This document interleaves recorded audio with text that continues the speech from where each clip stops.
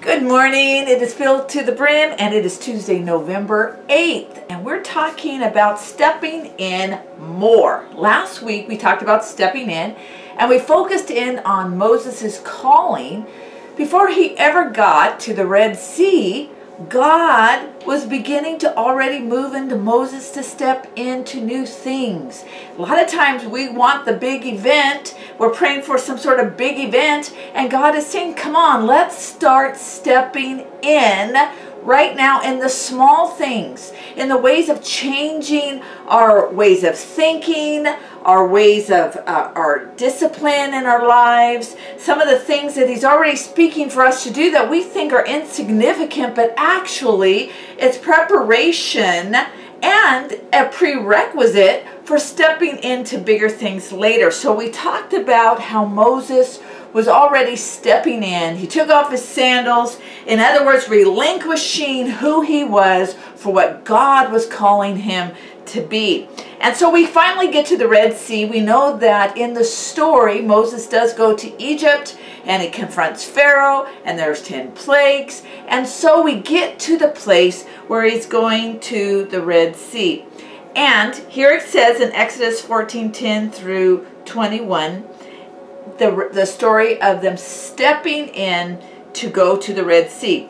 And when Pharaoh drew near, the children of Israel lifted their eyes, and behold, the Egyptians marched after them.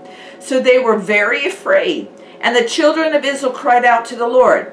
Then they said to Moses, because there were no graves in Egypt, have you taken us away to die in the wilderness?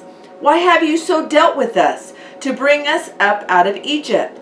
Is this not the word that we told you in Egypt, saying, let us alone that we may serve the Egyptians? For it would have been better for us to serve the Egyptians than that we should die in the wilderness. Now, this is when they're right there in the Red Sea. They're between the Egyptian army and the Red Sea. And they're in that crunch. But it's interesting how, as they are going to need to step in and walk through the Red Sea, as we will find out later, what they're really dealing with is stepping into the right mentality, stepping into the transformed mind, so to speak. Because before they ever step into something physically, there are some things that have to be confronted in their mindset. You know, many times when we are going into something new with God, and I've seen this happen many times, and even in my own life, I face this, that we get excited about the new adventure or the stepping in, but once we get in the throes of the challenges, we begin to look back in our past, or look back to our comfort zone, look back to our, quote, Egypt, and all of a sudden we deleted all the negatives that actually encouraged us to move out, to encouraged us to step out. We've deleted all of those things, and we begin to have some sort of historic nostalgia about what our past was about. I've heard this many times with people, you know, especially as a pastor, walking with people through a journey and helping them come to the decision to step out, to make that change, to,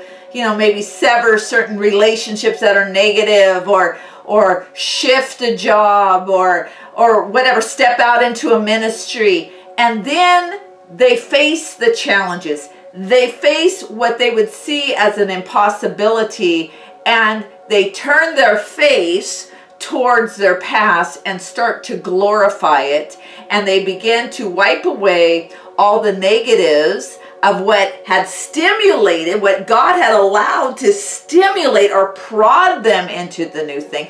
They're erasing those things. Here we see this happening with Israel and what they are saying. Their talk in that moment is glorifying their journey, their experience in Egypt, But if we would go back and read it, they were crying out for deliverance. God had allowed the heat to rise to the place of their slavery being so miserable that they cried out for deliverance. They cried out for the change. They cried out so that they were willing to step into the new thing. But now that they're facing those challenges, they're turning their face back towards something. You know, let this be a very significant word to us, that as we face challenges in the stepping into the new thing, let us beware of turning our face towards our past and glorifying it somehow. Erasing the truth of why we're stepping in.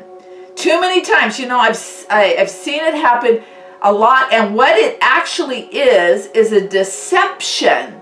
It's a deception to try to prevent us from the courage to continue to step in to what God has asked us to do. And this is confronted by the Lord in this moment, because truly we begin to step in internally before we step into the new thing God has externally. So he confronts us internally, our thoughts, our attitudes, and even our words. And this is all part of the process of stepping into something in our lives, because God has to confront that internal challenges, those internal attitudes that are misaligned, not aligned with the stepping in God has for us. You know, also this reveals when we talk like that, when we're going into the new thing, stepping into the new thing like Israel was doing, and we see the challenges, we have the crunch of the challenges. You know what it really does? It shows whether we have maturity or whether we're still being a baby. And we've got to beware of that, whether we're actually becoming more mature, because our words, what we're declaring, reveals our attitudes of our heart and our mind. So we have to really take these thoughts captive. It's not that those thoughts coming to us is sin. It's whether we allow those types of thoughts to take root and we cultivate them. We have to take captive those things and bring them under submission to Christ, so that we have the right spirit in moving forward. That reminds me of what Paul writes in 2 Corinthians 10, 3-5. For though we live in the world, we do not wage war as the world does. The weapons we fight with are not the weapons of the world. On the contrary, they have divine power to demolish strongholds. Verse 5, this is the emphasis. We demolish arguments and every pretension that sets itself up against the knowledge of God, and we take captive every thought to make it obedient to Christ. In this text, what's going to happen is Moses is going to have to take captive those thoughts, those words. We're going to take captive. So he boldly declares something to the people. And this is what he says in verse 13. And Moses said to the people, as a result of what they had said about going back to Egypt and how great Egypt was, allowing all of those thoughts of glorifying their captive past, now he says in verse 13, do not be afraid, stand still and see the salvation of the Lord, which he will accomplish for you today. For the Egyptians whom you see today, you shall see again no more forever. The Lord will fight for you, and you shall hold your peace. Moses does something very significant here. He boldly declares, do not be afraid. See, our fear causes us to turn back to our past and try to run towards it. He says, do not be afraid. Pretty much get a hold of yourself. Get a hold of yourself.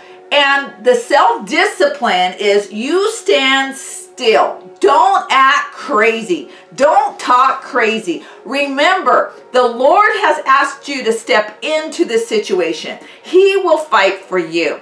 Dwell in the realization of the presence of God, that God is with you. Do not let your fears dissipate the realization that God is with you. Hold your peace. He says, hold your peace. In other words, have that self-discipline in you to stand still and see what God will do. Do not go nuts. Don't let your emotions get in control of you. Those negative emotions that's being stirred by this thoughts that you should return back to Egypt. Stand still. Trust the Lord. He has asked you to step in. Step in. You will see the salvation of God. In this text, there's two battles waging. One is in the thoughts and in the words of the people. That's the battle that they have to face so that they are able to stand still and see God glorify himself through his supernatural power by opening up the Red Sea and having them walk on dry land. Those battles rage, and what you have to do is conquer the internal battle of the thought life, as well as what we're speaking forth in those situations when we feel the crunch as we're stepping in. May God bless you. Pray about this word. Take those thoughts captive. Keep stepping in. God wants to show forth his glory through your obedience and boldness to step in to what he has asked you to do. God bless you.